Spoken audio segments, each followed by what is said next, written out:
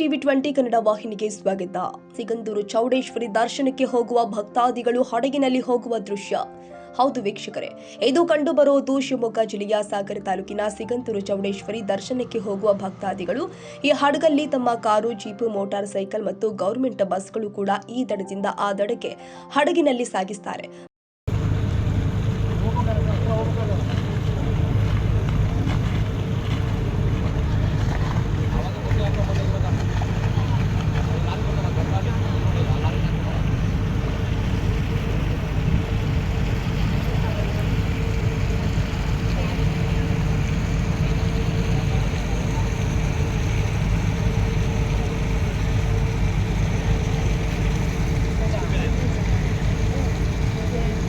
ಭಕ್ತಾದಿಗಳು ಆ ಸಿಗಂದೂರು ಚೌಡೇಶ್ವರಿ ತಾಯಿ ದರ್ಶನ ಪಡೆಯುತ್ತಾರೆ.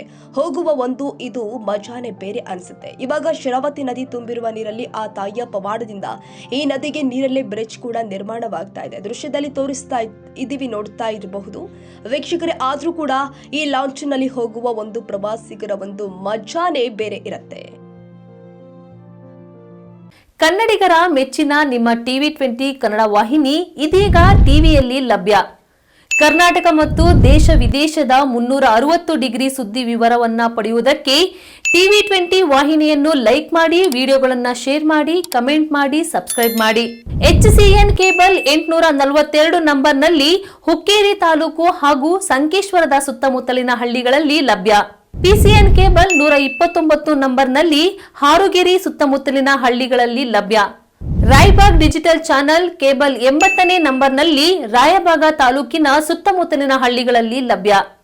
UDCN ಕೇಬಲ್ ನೆಟ್ವರ್ಕ್ ಉಗಾರ ಸುತ್ತಮುತ್ತಲಿನ ಹಳ್ಳಿಗಳಲ್ಲಿ ನಿಮ್ಮ ಟಿವಿ 20 ಕನ್ನಡ ವಾಹಿನಿಯೂ ಲಭ್ಯ.